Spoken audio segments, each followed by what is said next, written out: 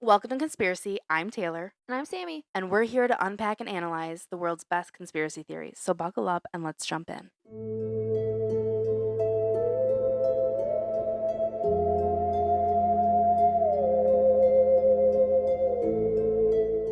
So, we're back for part 2 of Jack the Ripper. Part 2, baby. I'm not gonna lie, a little giddy that we finally have an episode that's 2 separate parts. I feel like true crime is easier to do that with, though. I definitely agree, and I didn't want to sit here and have like a 3-hour long episode because I feel like it definitely had potential to be that. It just gets long. And I want to be able to keep your attention and keep you wanting more. We're back for part 2. We're also back from a long weekend. Not a long weekend. Couple days down in the Wisconsin Dells with family. Wisconsin Dells, baby. I love it. It's You always get a nice tan when you're down there. You get a good tan, and like it's always nice because we shout out again to Aunt Nancy. Aunt Nancy! We always go down with Aunt Nancy because she has this amazing timeshare that she's willing to share with the family, and we spend time by the pool and Going down slides, reading a book, getting good food, and just napping. It's always just like really good family time. It is. Like I love being able to hang out with family, especially since like we've gotten older. It's so much hard to get people together, and when you finally get people together, it's like, oh, I feel young again. And mind you, I am young. I'm not even that old. Is 27 old? It's getting there. Thanks, Sam. Makes me feel real good. I'm not kidding. Like the other day I was like Googling like, what's the average age that I have to start doing all these certain things at? And I'm like, you know what? I just need to live my life and enjoy it. And when things are supposed to happen, they'll happen. Yeah. But gives me some anxiety. But anyways, going to the Dells, it always just makes me feel young and like a kid again when we used to go. Well, that's because we went like since we were kids. We always have. Yeah. And mind you, like, I think we were joking about it when we were on the Yellowstone trip about like, Wisconsin Dells is the ghetto. And it is a little bit more like touristy. It is very touristy. It's very touristy. Like you go down Main Street and there's like shops with like Wisconsin Dells. Like, yeah. Like every shirt has Wisconsin Dells plastered on it, and you can get like all the Wisconsin Dells merch. Yes. It's just like it's so touristy. It's touristy, but I think it's touristy because we live in Wisconsin. Because if we went somewhere else, we'd probably be like, oh, I like that hoodie. I think I need a shirt. Right? But definitely nothing like Yellowstone. I miss hiking those mountains. Heck yeah. Yeah. I know. Summiting our first mountain was pretty dope. Oh my God. There is no high like summiting a mountain. Mind you, I was climbing this mountain and I'm like, I'm gonna fucking die. In my head. I didn't say it out loud because I want to stay positive. But I was like, this is the death of me. This is where it ends. But you get to that summit and I'm like, holy shit. It was so windy up there. Okay, Sammy. I thought I was going to get blown off the top of the mountain. Sammy wanted to video record so we could come home and show our mom and be like, look what we did. Sammy gets to the top of the actual summit because if you are a mountain climber, because, you know, I'm so fucking experienced now. Yeah, climbing our 2 mountains. Ooh, watch out, everybody. I've summited 2 mountains, so I'm a pro. But there's this thing called like a false summit. So like I kept thinking like, I'm there, but I wasn't. When Sammy finally got to the real summit, she whips out her phone and she's going to start recording. And all of a sudden this strong gust of wind comes in and she yeets her body to the ground and goes, ah! Oh my God, I thought I was going to fall off. Because like literally you look both ways and there's like maybe a foot on each side of you and then it's like straight down. Yeah, it's a lot. It is definitely a lot. So I was just protecting myself. And mind you, like, I don't do heights. Heights are not my friend, so that was a little scary. I had to, like, walk the rock ridge to get to, like, the big open space. But where we were, there was not... You would have slid straight down. There wasn't anything to, like, catch yourself on. No. And, like, I don't know if you would have died, because it's not like there was, like, a cliffside. You would have just slid down a shit ton of rock. And then been trapped. And cried. Okay, you would have died. I would have died. Yeah. But yeah, there's no high, like, summiting a mountain. I strongly recommend you got to do it at least once in your life. Because now, and mind you, I just feel so badass. I'm like, I'm chasing peaks, man. Wow, you are so cool. I can't even with you. No, but... We out here in Wisconsin chasing peaks. You're making fun of me. Let me go get to that 700 above sea level. Ooh, watch out, baby. No, but when you do it... I just summited a mountain in Wisconsin. Okay, you need to listen here, because you even agree. Once you do it once, you're like, I have to do it again. It is a very neat experience. So yes, I'm chasing peaks from Wisconsin. I'm only going to be able to chase 3 months out of the year, but I'm still chasing, man. It's a fun high. I recommend it to anyone even remotely interested. And I'll tell you, I'm not in the greatest of shape. I'm not this super skinny fit person, but I was able to get my ass up that mountain. Well worth every step. Well worth every winded breath. Well worth it. Hell yeah. Hell yeah. Anything else you want to add?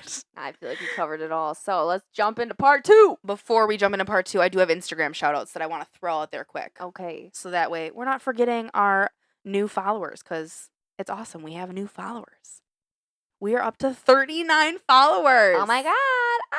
It's so exciting. So I'm going to, If you don't already, go follow us on Instagram at Conspiracy Podcast 1. yes, please do. So I'm going to shout out probably the top few here. We shouted out Jim from our trip on the last one, but he's followed on Instagram. Yes. Thank you, Jim. Also, we miss you terribly. It was so fun getting to hike with you. And so we miss you. But I want to shout you out because you did follow the podcast on Instagram. We also have Lindsay Wagner. Thanks for the follow. You know this one, Sammy. We have Lori Lynn. Heck yeah. I want to shout out studio _7_ I think it's an O. I don't think it's a 0. They were the first ever Instagram page to like actually interact with our page. Cool. They like left a comment and like it was like a super heartfelt like, hey, like we're listening to your podcast and we're a new podcast too. Like you guys are doing awesome. So if you Cool. haven't or if you haven't heard of, you need to check out Studio 70 True Crime Show. They're on Instagram. Make sure you check them out. I thought it was really cool that we had another podcast like interact with us and like tell us that we're doing all right. So that made me feel kind of good. The other person I want to shout out is Nicole _7_7_7_7_. That's Nicole Hawley. I went to high school with her. I went to a lot of school and played basketball with her. But thank you, Nicole. I hope you're listening and thanks for following and being supportive and know that I miss ya. Those are our shout outs for this week on Instagram. And now we can jump back into part 2 of Jack the Ripper. So we left off. We were talking about all of the killings. We had the 5 original. There was a lot. I'm not going to go in depth on these 5, but we had Murder. we had the 5 original killings. We had 4 other ones that were kind of linked to Jack maybe. Copycats. I heavily lean into the copycat, but then also just talking about like the fear that was ensued on this town of every killing is the Jack the Ripper killing. We still have some more background to dive into before we actually get into the theories of this, who could Jack the Ripper be. We are going to look today at what they call Jack the Ripper letters. This next part is going to go heavily in depth on letters that were sent to the police that were assumed to be from Jack the Ripper. Note here, though, that during this time of these murders and these killings that were going on, hundreds of letters were sent. Okay. However, there are 8 letters I'm going to talk about here. These That 8 are actually compelling. These 8 letters, not only are they compelling, they are assumed to be all done by the same person. The writing is very connected, and the writing kind of seemed to know when Jack was going to strike. Okay. A lot of the other letters that were sent into police didn't have some of that tangible evidence, or they came in after the killing took place, so they had every single detail of the killing. Okay. So it just didn't make a lot of sense. But these letters were sent in prior to killings and gave details and hints to this is what's going to happen. Bear with me, you guys, as I read some of these because I am going to read all of them out loud to you. I have read them once before in my head, but again, I am not English. Some of these words and some of these phrases are just not in my everyday, my things. As I read through these, though, and hopefully you remember Sammy from last week, and if you haven't listened to last week's episode, please go back because these letters closely connect with a lot of the murders. So some of the things in the letters might not make sense if you didn't listen to last week's episode.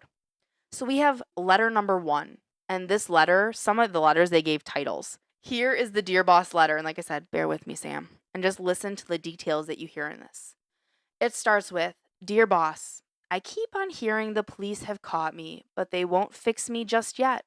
I have laughed when they look so clever and talk about being on the right track. That joke about leather apron gave me real fits. I am down on my woes, and I shan't quit ripping them till I get buckled. Grand work, the last job was. I gave the lady no time to squeal. This is a sidetrack. This isn't in the letter. When he says I gave the lady no time to squeal, that was another thing that kind of led me to believe that he kills them first and then manipulates the bodies. Yeah. But he goes, I gave the lady no time to squeal. How can they catch me now? I love my work and want to start again. You will soon hear me and my funny little games.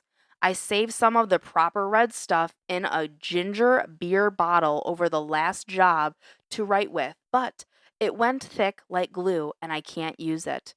Red ink is fitting enough. I hope, ha ha. The next job I do shall clip the lady's ears off and send them to police officers just for a jolly, wouldn't you? Keep this letter back till I do a bit more work, then give it out straight. This, again, not in the letter.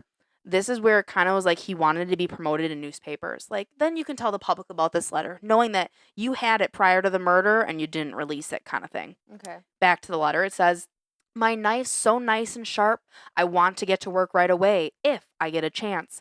Good luck. Yours truly, Jack the Ripper. Don't mind me giving the trade name. So he named himself. And then it goes, P.S. Wasn't good enough to post this before I got all the red ink off my hands. Curse it, no luck yet. They say I'm a doctor now. Ha ha. He doesn't sound fluent in English. No.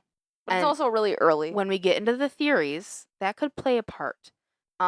Doesn't sound fluent in English, but there were some things in there that I'm like, He never cut anybody's ears off, though, did he? there was one killing that was not in the original 5 where a piece of an earlobe was missing. And it ended up being found like later, like shoved down in her clothes, but it was never sent to officers like he said. Okay. So that was kind of weird.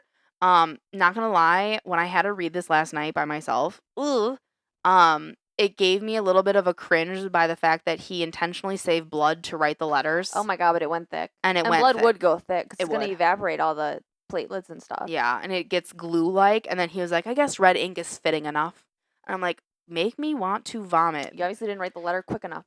But I also sit there and I'm like, okay, you saved blood in a beer bottle. Did you just have time to like syringe this out? And like, ooh, I don't like it. And the part with this is timeline. I don't know when this letter was sent. It was sent after obviously some murders had occurred, but I don't know exactly before which murder had happened. So that is letter number 1. We then have letter number 2, and this one is titled the postcard letter. It's a lot shorter than the first one. So it's probably written on a postcard. It was, yeah. It goes, I was not coding dear old boss when I gave you the tip.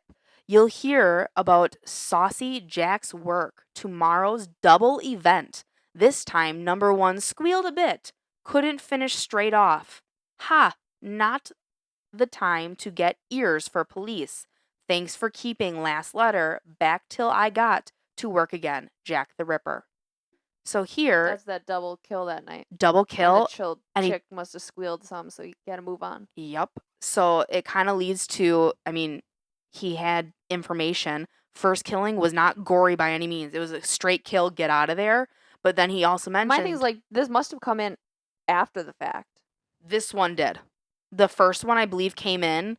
The big long one I read came in prior to that double event. But then he talked about how there was no time for cutting ears off, so it was never sent to police. Okay. But yeah, postcard came after the 2 killings. But I mean, he literally laid out like it's going to be a double killing. Like, it happened. And Okay. he explains why the first death was not because she squealed and he just had to get it done. Yeah. We then have letter number 3, and this letter is called the letter from hell because it literally starts from hell, Mr. Lusk. And I believe Mr. Lusk was a police officer at the time. Okay. Sorry, I send you half the kidney I took. And mind you, there are so many spelling errors in this, it's insane. Sorry, I send you half the kidney I took from one woman and preserved it for you. Together, piece. Oh, the other piece, like I said, the spelling is just not great. The other piece, I fried and ate it. It was very nice. Sick. That's nasty. I may send the bloody knife that I took it out if you only wait a while longer. Signed, catch me when you can, Mr. Lusk. That was a rough read. Mr. Lusk. And mind you, he didn't spell Mr. MR. He spelled it MISHTER. So, like, as I read through this, That might have also just been time. it could have been time, but then there are a lot of other spelling things. Like, he just didn't spell correctly, and maybe I'm just not getting the letter. Then again, the letters were written in old-time cursive, so they might have not been translated great. Or maybe he just wasn't super literate in English. We then have letter number 4. Back on letter number 3, though, really quick. I like how he, like, teases, like, I may send you the knife. I may not. And I've been like, please send it in. Please. Please, please, please. Because I feel like this killer wasn't smart enough to, like, wear rubber gloves. But my thing is like it was 1800s. They didn't have fingerprinting. I know, but hopefully they would save it long enough to be able to do that. I Be like, ew, a bloody knife. Throw that thing away. Wash that off. Get some soap and water. Where's the Dawn We dish can use soap? that for our sandwiches today. Oh no. Ew. Okay, we have letter number 4, and this letter, I believe, was sent to newspapers, is how I interpreted. So this one I don't So, like, believe. Jack the Ripper sent it right to the newspaper? Yes. Okay. To my understanding, it was sent to newspapers, not to police. It says, "You thought yourself very clever, I reckon, when you informed the police, but you made a mistake if you thought I didn't see you. Now I know you know me, and I see your little game. And I mean to finish you and send your ears to your wife if you show this to the police or help them. If you do, I will finish you. It's no use trying to get away. Sorry. It's no use trying to get out of my way because I have you when you don't expect it. And I keep my word, as you soon see, and rip you up. Yours truly, Jack the Ripper. P.S. You see, I know your address." A lot of people assume this was sent to a newspaper in order to scare a man that had witnessed him doing a killing. And that it would be published in a newspaper as a threat of, like, if you saw this, you say nothing. Like, because he knows, like, P.S. I know your address. Like, Was it printed in a newspaper? I believe so, yes. Because when I looked at it, I want to say I saw it in the newspaper. But like I said, I could be wrong. These letters there's so many. Okay. But this one was more of a threat of, like, someone must have seen him. Yeah. And he knew that person saw him. But I think at the time it was like he couldn't, like, run across the street to kill that person too. Like, Yeah. it just wasn't going to happen. But can you imagine Witnessing that? on a dark night street in London in 1888 watching someone murder someone brutally, and then, like, not even a week later this appears in your newspaper? Oh, I know your address, and I'm going to cut your ears off and send them to your wife. Yeah. Because you know that man was out for a lady of the night. Probably. Everyone else. At that time of day, yeah. Not meant like I'm ragging on men, because not all men are like this, especially now, but, like, it sounds like every man back then just cheated on his wife and went out in the middle of the night, which is Maybe. it's just sad. It just seemed very typical of that time. We now move on to letter 5, and as I keep going, these letters do get shorter and shorter. Letter 5 says, "Beware, I shall be at work on the 1st and 2nd inst." And like I said, I think that has to do with, like, day maybe. In the Minories, I think, at 12 midnight, and I give the authorities a good chance, but there is never a policeman near when I am at work. Yours, Jack the Ripper. So this is where it gets like, a you little. wonder if he studies the streets where he's going to be to know, are there police officers at that time, or if police officers at that point in time just, like, didn't patrol that night. I feel like with the killings going on, you would almost have to up the amount of patrol you have. You'd think. How do you not just, like have more people out there looking? I don't know. It's just weird to me. Especially when that's when he's striking. Exactly. And it was in such a short period of time. Well, that, and, like, he's literally telling you the 1st and 2nd inst. Like, I think in that time that, like, referred to, like, date and time, Or he's maybe a telling week you. or something. And then he's saying, "I'm going to be out at 12 midnight. Like, what the fuck? Like, get out there." And he even says, he goes, "I give authorities a very good chance, but, like, they just don't fucking get it." I don't know. It's upsetting. And these letters, I will say, these, like, last few here, I don't know if they were sent to police. I don't know if they were sent to a newspaper. It didn't really note. Okay. Letter 6 we have, "What fools the police are. I even give them the name of the street where I am living. Prince William Street." That's the end. That's it. Wonder if Prince William Street's really, really long. Maybe they couldn't figure out who. The other thing I want to note, and this is, like, a total tangent off of this, is a lot of these, when we looked at, like, the women and the streets they were found on, all these streets have been renamed. Oh, really? Yeah. Because it was like, this one was Hanbury, and I was like, now it's called this. Like, I think everyone but one of them have changed. For those of you that can't see, because we haven't set up our video recording yet, I'm podcasting with someone that's eyes are closed 95% of the time. My eyes are tired, okay? Oh, I'm sitting here and I'm, like, reading these letters out loud, and Sammy's just sitting back and her eyes are I'm closed. just resting. Side note, we have the things I think we need to finally video record. So hopefully, That'll be probably a little ways away, but yeah, I'm hoping, like, the next couple months here, you guys are finally able to, like, see us on YouTube if you want to watch. Anyways, back to the podcast. We have letter number 7, and if you want to call the title, this is titled October 29th. was it sent on October 29th? I believe so, yes. I think that's why it's titled that. bear with me because as I go through this, it looks hella choppy. It says, "Old boss, you was right." And he spelled right, R-I-T-E. Old boss, you were right. It was the left kidney I think it's supposed to be operate, but he put an H in the beginning. Operate again, close to you, opposite, just as I was going to Dorman knife along of bloomin' throat. Like I said, I don't know if this is just a choppy copy and paste over because I wanted the letters to be exactly the right, or if he really just wrote this bad. Them causes of coppers sploit the game, but I guess I will be on the job soon and will send you another bit of, I think it's supposed to be like intestines. And it says Jack the Ripper. Oh, have you seen I think it's supposed to be devil with his milker scope? I believe microscope. And scalpel, a looking at a kidney with a slide cocked up. Again, this was a very choppy letter. It was very hard to go through and read, but even when I was reading them on websites, they were very choppy. And then we have two more letters. We have Okay. letter number 8, and this one is September 17th, presumably because that's when it was received. It says, "Dear boss." Where'd it get sent to? Police station? I believe these last couple were sent directly to police. Okay. It says, "Dear boss," and I love how he calls the police boss. Like, "Hey, boss. Dear boss, so now they say I am a yeed." I don't know what Y-I-D. Yeed? Yeed. I don't Is that a person? know. So now they say I'm a yeed. When will they learn, dear old boss? You and me know the truth, don't we? Lusk, and I believe Lusk was the chief of police at this time. Lusk, can you look forever hell, never find me? But I am right under his nose at all times. I watch them looking for me, and it gives me fits. Ha ha. I love my work, and I shan't stop until I get buckled, and even watch out for your old pal Jackie, which I believe was another person on the force. Okay. Catch me if you can, Jack the Ripper. That was very similar to the first letter he sent. It was very He similar. talked about getting buckled. He talked about lusk. He talked about.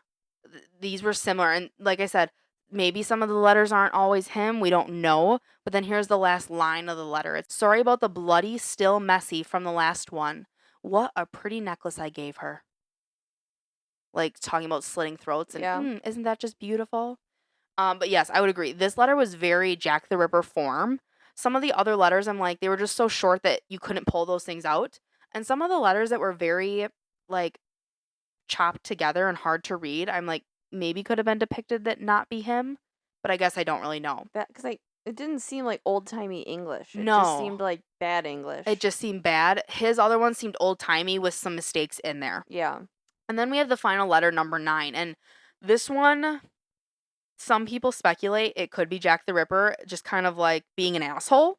Okay. And some people go, there's no way this is Jack the Ripper because he wouldn't have written a poem. Oh, all right. Is essentially what I'm trying to say here. I didn't want to give it away, but I'm giving it away. So, letter number 9 reads, 8 little whores with no hope of heaven. Gladstone may save one, then there'll be 7.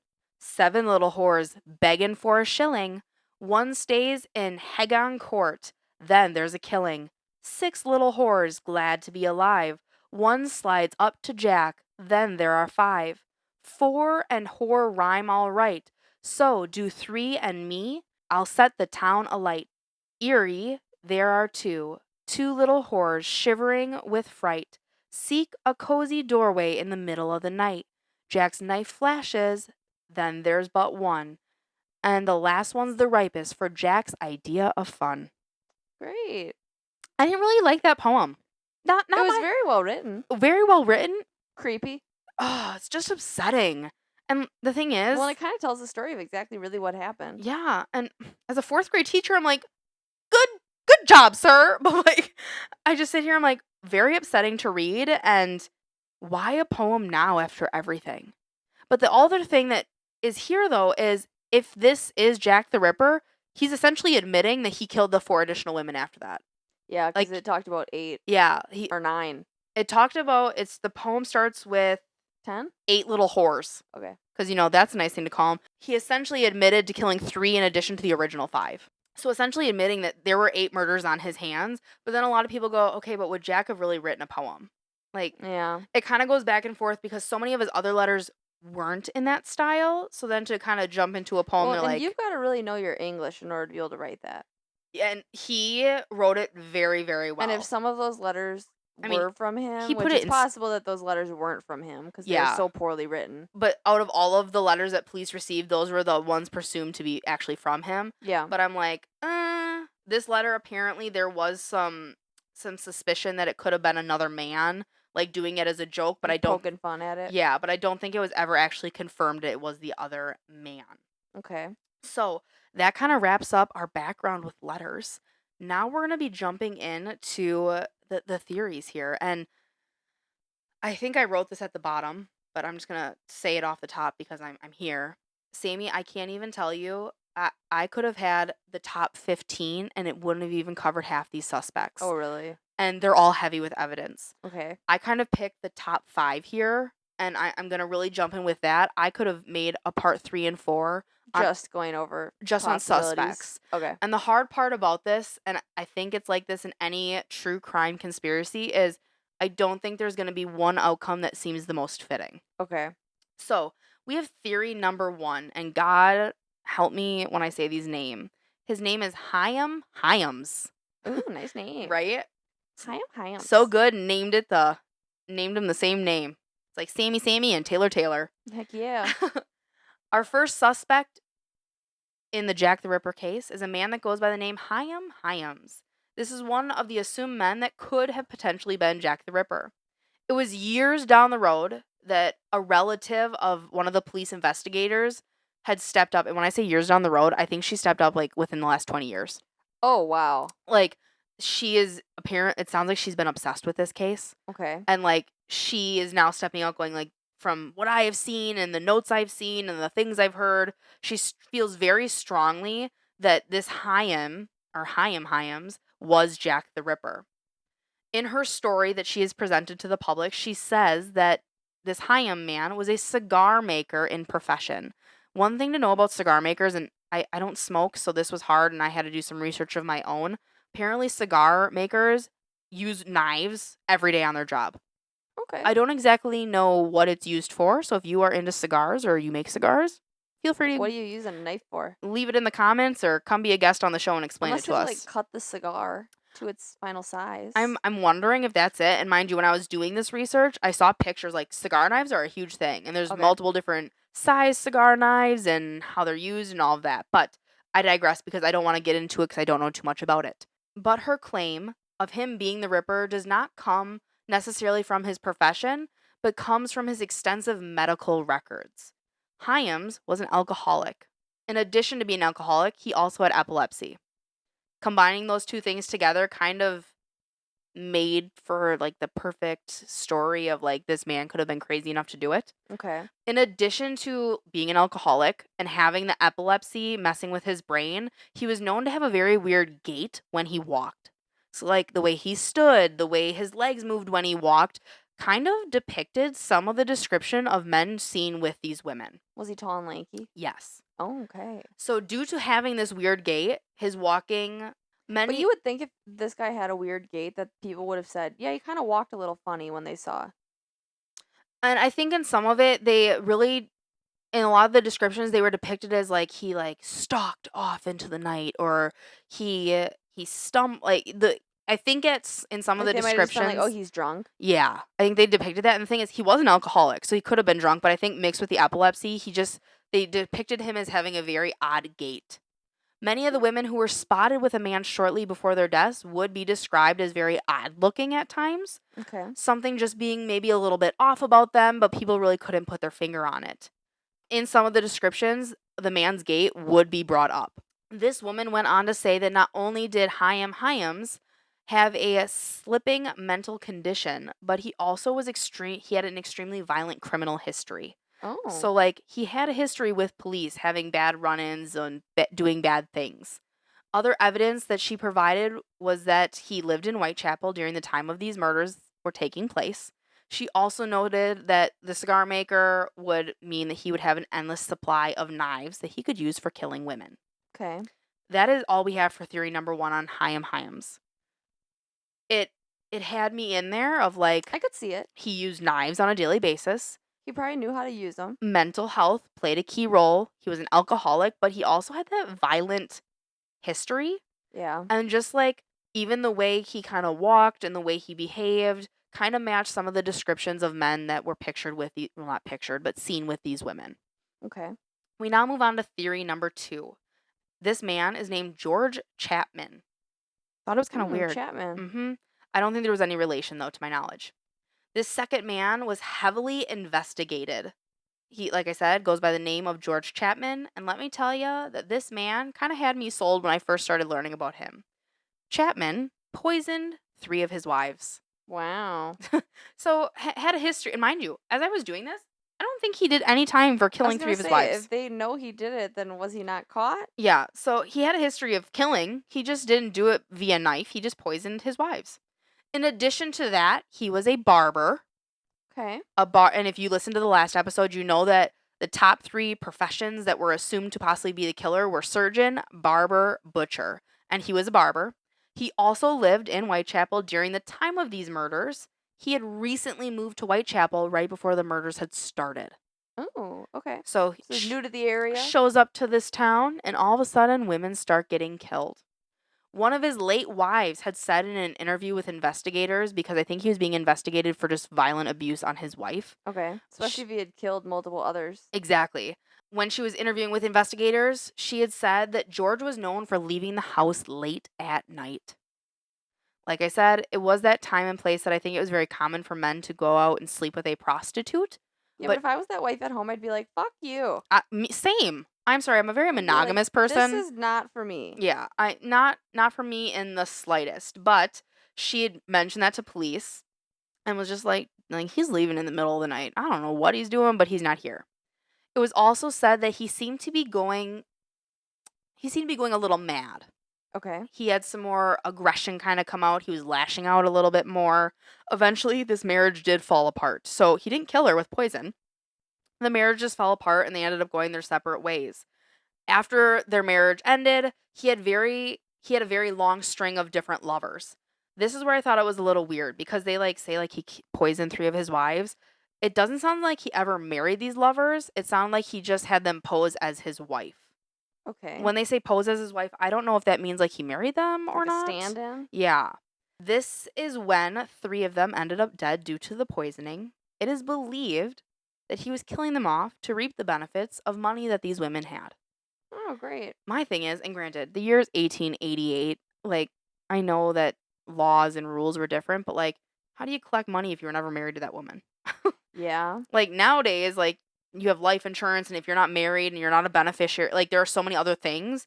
But back then, maybe it was just like, oh, I'm sleeping with her, so I get all her things now that she's dead. Yeah. I don't really know. But it was kind of believed that these 3 women that he poisoned and killed off, it was believed that he was doing it to kind of reap the benefits of what they may have had. One piece of evidence that may tie George Chapman is he perfectly fits the description of the man that killed Mary Ann Austin. Out of all the other killings, there was never a perfect description, but when it came to her killing and many eyewitnesses, everyone described this killer the exact same way, and he fits the description perfect. Okay. There, like I said, with all the 4 other original killings, the descriptions of the man changed, but with this one, they all stayed almost relatively the exact same. Oh. And That's kind of unheard of. I know, especially with the other 4, because they were just like, he was tall, he was short, he was fat, he was skinny. Like, it changed. But with this one, with the Mary Ann Austin killing, it did not change, and he fit that description very nicely. Okay. Something that kind of deters people in this case is that the way he killed his wives was nothing like the way Jack Ripper killed his victims. Okay. Like, he poisoned his wives, he didn't slit their throat and then take every organ out of their body. So a lot of people go, it couldn't have been him because he just didn't do it the same way. But the other part that ties him heavily is they truly assumed it to potentially be a barber. He had access to sharp tools because a barber is not like a hairdresser. It's like for men, so they have like sharp shaving tools. And he could have been using like a face shaver. Okay. Like, you know, those sharp blades? Yeah, I know which ones you're talking about. Like, yes, he used scissors to cut their hair, but like a straight razor. You could easily cut into skin with that. Yeah, so they assumed like, oh, he's a barber. Like, he really is a heavy possibility here. That is theory number 2, George Chapman. I could see that one. The The only thing that steers me a little bit away is that he killed his wives in a different way. Yes, I would agree, but I definitely could see that one.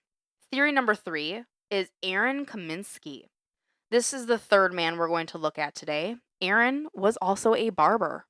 A lot of barbers. I know that. How many people needed their haircut back then? I think men though, like they went daily to like have their face shaved. I feel like it was more of like a social outing at that point. I feel like it was too. I would agree. I would 100% agree with that. He was also a barber. However, it was known to the public that he was mentally ill. Great. Yeah. One thing I've learned through all this everybody's research, mentally ill. mental illness was not taken seriously, or they just didn't know how to take care of it. Mind you, mental illness back then was probably like you were crazy. I think it was, because now it's like mental illness can be like, oh, you have like depression. I have anxiety. Yeah. Whereas back then it was like, I think mental illness was he like, cut his own finger off. Yes. I cut my ear off because I didn't get the painting right. Like, you know? But he was known to be mentally ill. During his life, he was institutionalized. And guess what? When he was institutionalized, it was right around the time that the murders stopped. Oh. Okay. So the 5 original murders happened. Shortly after that, this man was institutionalized. How long was he institutionalized for? There are different stints of time. It sound like very short stints, and then there was a couple longer ones. They didn't really give good time frames of those. Okay. I just know that he was institutionalized right after the murders stopped. They could have given it some explanation. Then leading us to believe that maybe the other ones were copycat killings, or he got back out and he just didn't get back into it with the same passion he had the first time. Yeah, maybe. Due to his mental illness, it has been said that he often would hear voices in his head.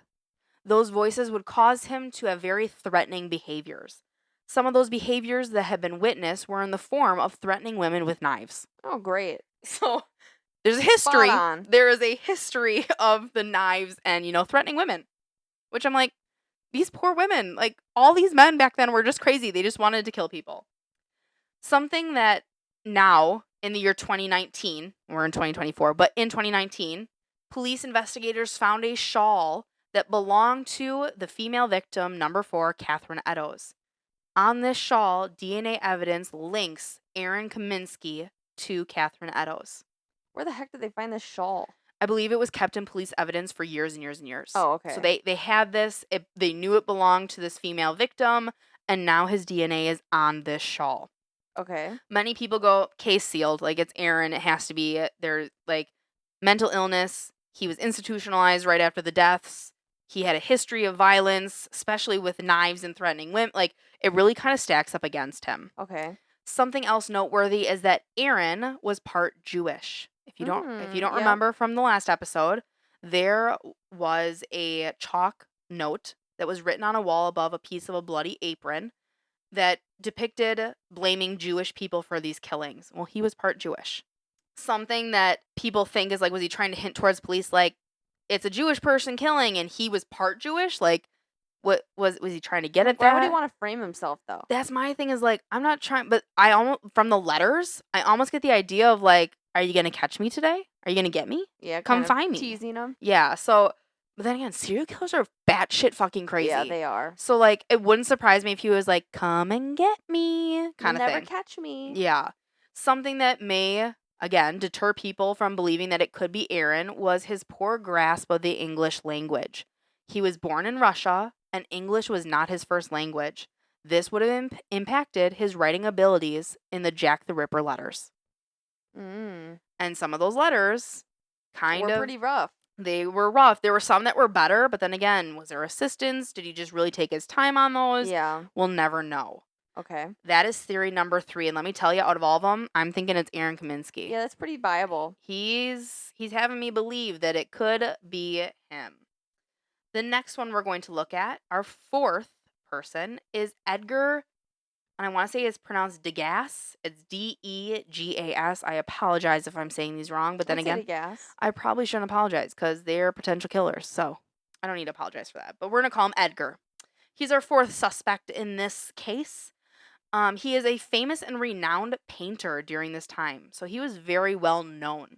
Something to know about Mr. Degas is that he was very misogynistic. He hated women. Any opportunity he had to degrade a woman, he would. Okay. Was he married? No. From what I was able to find is he was kind of like the really, really grumpy next door neighbor, but like kind of just took it to a whole new level.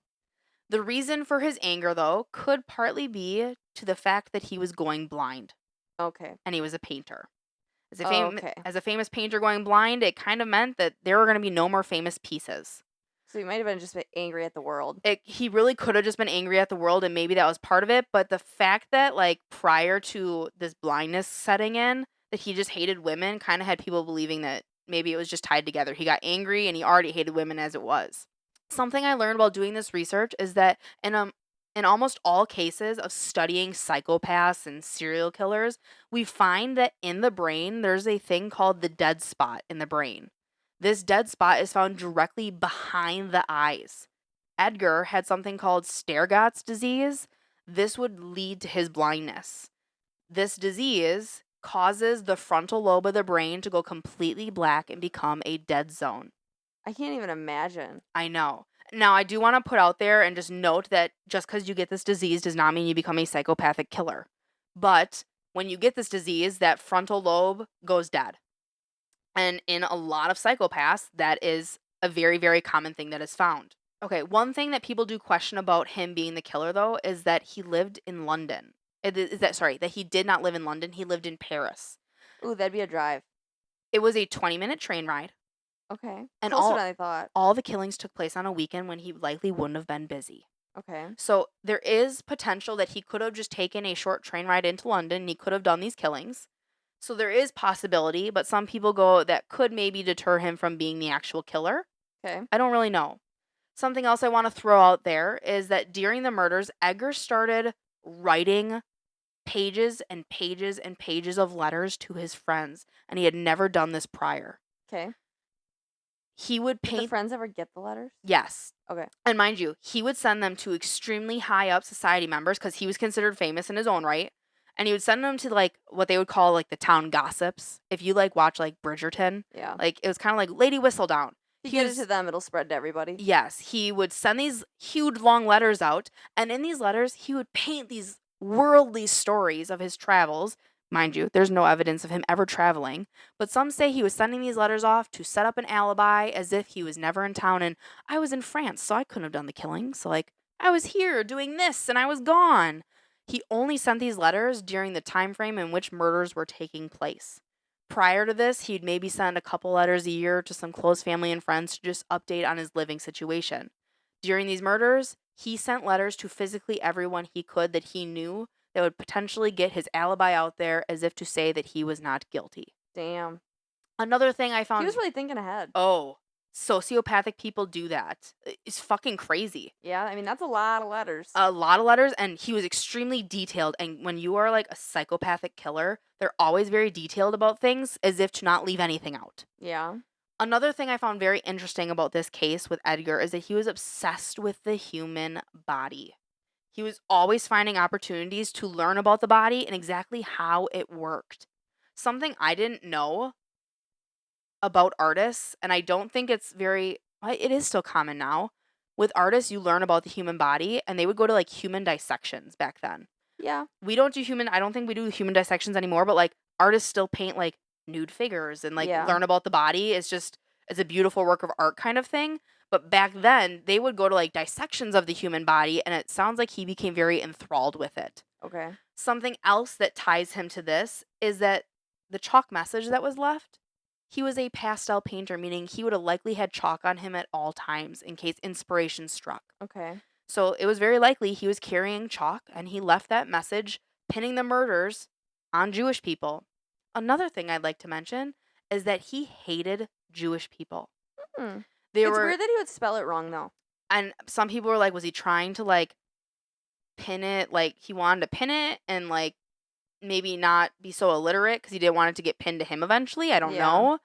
But again, chalk would be tied to him. Later on in his life, he's shown like if there's like a rally, we'd call it a rally nowadays. But back then, if there would have been like a rally to hate on Jewish people, he would have been the leader. He has been noted numerous times talking about like how much he hated Jewish people. The last thing I want to touch base on with Edgar is many of his paintings were of ballerinas, And during this time, many ballerinas were also prostitutes. Really? Yes. They were Well, I known mean, I as, suppose you probably aren't making much money as a ballerina back then. yeah, they were known as, ladies of the night. In his paintings, he depicted very dark stories. He would paint these women in such graphic detail. And, like, they were a ballerina, so, like, when I say graphic, I don't mean, like, gory or anything, but he would have such detail to the body of a woman. Um, but then in a lot of his paintings, he would have very dark shadows, like, lurking in the back, as if to say maybe something bad was approaching. Okay. In other paintings, he would pay very close attention to just the body and leave the face of the woman entirely out of the painting. He would paint ribbons tied what looked quite tightly around women's necks, as if maybe subliminally messaging the public as to what he might be doing. Okay.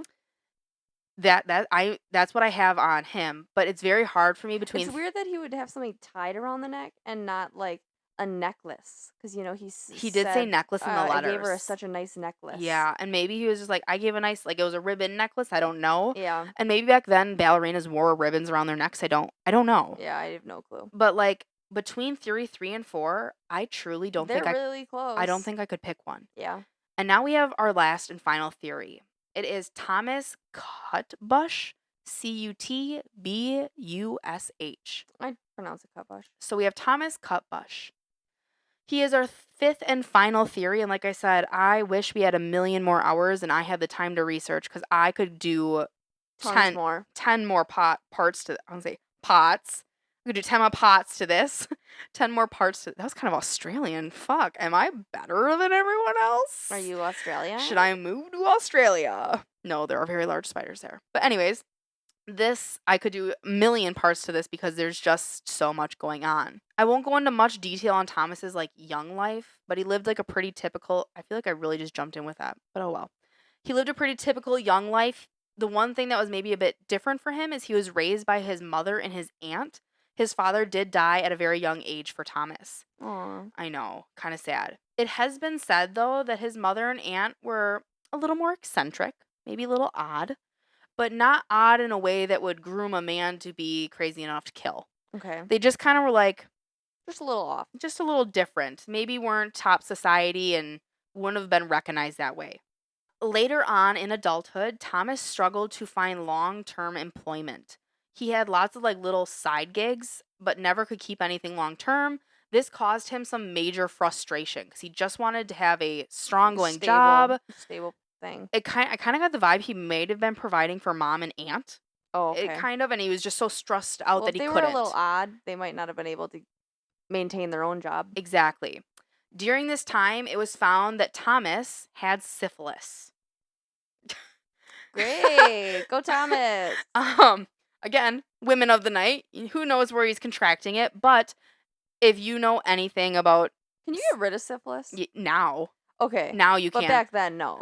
And who knows how long he had it before it was discovered that he had it? Is it a blood disease? I don't know. I truly don't know. I just know that I know it's in like an STD, or at least I thought it's an STD. it's a form of an STD, but I believe it is one that you can get rid of now. Back Okay. then, you couldn't Yeah. have.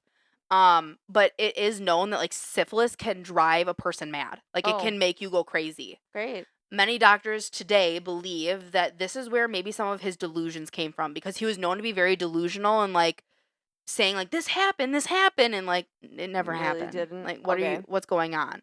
So he was known to be delusional. Due to this illness and not holding steady employment, Thomas grew more and more aggressive. Note that mental illness did run in the family tree. So on top of the syphilis maybe driving him mad, there was mental illness, I believe, in a couple of his uncles. It tended Okay. to run in males in his family. His aunt went on to say that Thomas became a homebody. The only time he would leave the house would be during the evening hours. All these murders, evening hours. There was an incident where Thomas was detained and taken in by medical professionals. However, hours after being detained, Thomas did escape the hospital. Get it, boy. This is where it kind of gets a little odd, because he escaped this hospital, and during these murders, he could not be found. Weird. The hard- even by his No, mom and not aunt? even by family. This man kind of just disappeared. But the hard part I have with this is that the description of the general description of the Ripper perfectly matches Thomas. Ooh. Tall, lengthy, skinny man. During these killings, like I said, he was not seen. His whereabouts were still very unknown. Some people were like, was he hiding because he didn't want to go to the hospital, or was he out killing?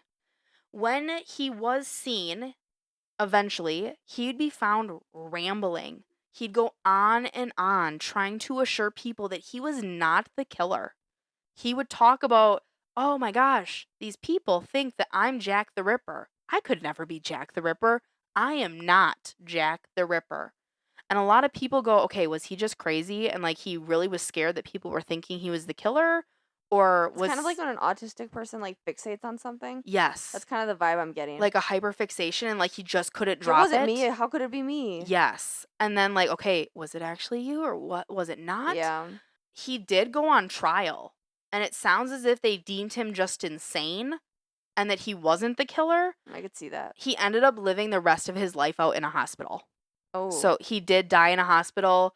He went to his dying bed, like his deathbed, saying like, I'm not Jack the Ripper, guys. I'm not crazy. I'm not crazy. Okay. And it sounds like maybe the syphilis got to the brain and there was some family illness. And Yeah. It sounds like it ran in the family. the only part that was very odd to me is he fit the description and he was missing the entire time the murders were happening. That's what's odd to me. It just doesn't sit right with me. I don't, something's not right there. I mean, 'cause that's a long time Yeah. A very long time to just kind of to be missing. not be there. And like the random appearances that like he'd be caught like rambling, and every time he was caught rambling, it was always reassuring people that I'm not crazy. I didn't kill. I'm not How Jack could the it Ripper. be me? I couldn't be Jack the Ripper. I'm just like, what are And you you're like, but how could you not? what are you trying to prove here, Thomas? What's going on? So, those are our top 5 people. And I normally, you always do this perfectly. You like to kind of like wrap it up in a nice little bow, but I I know. don't even know how to present these 5 men and represent them in one strong single I sentence. think it's 3 and 4 are the two that I teeter between. 3 and 4 heavily. If there had to be a third, I'd maybe lean towards number 5, just because he was so adamant, like I didn't do it, Yeah. and he was And missing. he was a little mentally off. But I lean heavily to Edgar, and I lean heavily towards Aaron Kaminsky because one, Aaron was a barber. He had very threatening behavior, threatening women with knives. Yeah. He has DNA linked to the shawl of a victim. He was he was Jewish. The chalk note says a Jewish person is doing this. Should have taken a writing sample from all these people. Yeah, he had like poor English, so like that would explain maybe some of the bad English in the letters. But then you pivot to Edgar Degas, and he's the other suspect, and he's known to hate women. He's going mad. He has the dead zone in the brain. He's this famous painter. He's writing all these letters to give himself an alibi, but there's no proof of him actually traveling. He has this disease killing that part of his brain. He was a short train ride away that he could get into London, commit the murders, And get out. leave on the weekends, and be gone during the week. It's just, he became obsessed with the human body and how it worked and the inner workings of all of it. I feel like this one is the most compelling. Yeah, he would have carried chalk on him because he was an artist. And then he would depict the ballerinas who were also prostitutes. So, like, I think if I had to pick just one, I'd pick this one. I'd pick Edgar. I think that Aaron, very compelling. Maybe Aaron just killed women on the side. He was the other 4. He was the 4. He was the copycat killer. And Edgar, he was the wannabe. Edgar Degas was the original Jack the Ripper. If I had to stake a claim, that's probably what I would say. That's probably who I would pick. There's just so many things that I could see lining up. Yes, I would agree. The being able to travel in and then travel out and kind of get out and away from the scene, And so they wouldn't be drawn to it. And that would also explain no killings during the week. Yeah. That like, he had to travel there. He takes breaks. And the hard part is like the technology wasn't there to be like, well, what dates did he ride the train? Yeah. Like When did he buy a ticket? There's not a digital database of he rode trains on Friday through Sunday. Like, yeah. It's not there. But I just feel like he tried a little too hard to maybe set an alibi. Yeah. And there's paintings. Is this the one that sent all the letters? Yes. Yeah. He tried to get that alibi up.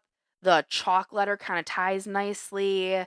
He paints women that were ballerinas, and ballerinas tended to be prostitutes. There's so many things that tie him here. Yep. And to be going blind, sending him into craziness, yeah, and linking the whole dark part or dead part of the brain to sociopathic tendencies. I was like, maybe that's why he stopped killing, was because his eyesight was almost gone. and he couldn't do it anymore. Yeah. That would be a very valid. Like he just goes crazy. Yeah.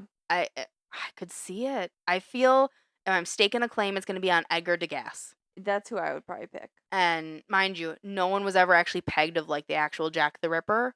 But if I had to conspiracize, Did they ever have to bring these people in and like question them, or didn't they really do that in this point in time? They definitely investigated, but I feel like trials were not what they are now. Like I Okay. feel like if there's even a glimpse of hope that you are a killer, you are brought You're in in. immediately. I feel like back then it was just kind of like, oh, Okay. you wrote a letter, you were in France, okay. And they just We don't believe you. they don't even look twice at all the other facts that are slapping them in the face. Yeah. Just a little odd to me. But Yeah. I would say Aaron Kaminsky, you're the copycat, and Edgar Degas, you are the killer. That's definitely what I would pick. Yeah, so you guys definitely like tell us, who do you think the killer is? If you have a completely different conspiracy that maybe you want us to talk about on like a Because, like we said, there was so many to pick Ugh. from. We just had to hone in on 5. And mind you, like I said, there were like 15 others I could have thrown in here that could have still been convincing. Yeah. But I tried to pick like the top 5 that I'm like, you could have been for sure. Like the I could killer. definitely see connections. Yes. Like it was just so hard. So please make sure like you interact with these episodes and leave comments and tell us your thoughts. We really need to get like a Reddit page up where they can like Something. where they can discuss this, because I'd love to see your guys' thoughts on all of this. Until we do that, just do it on our Instagram. Yeah, go We comment. just aren't there yet. Leave a comment. I post every week like the cover art for the episode. Leave a comment. Tell us what you're thinking. We want to know so desperately, because I'm sorry, I want to be good, like cool enough and good enough at podcasting that people are leaving comments and we can be, Jimmy says, and like talk about it and debate it. This. Eventually, I want to be cool enough that we can do like a Q&A or something. But I think that's down the road yet. Yeah. So, guys, let us know what you think. We want to hear from you. We want to know what your thoughts are on this episode. Tell us what you believe. Please remember to subscribe to our podcast and leave us a review. Like us on Facebook and Instagram at Conspiracy Podcast 1. And remember to tune in for next week's episode, which will be posted on Wednesday. Bye, guys.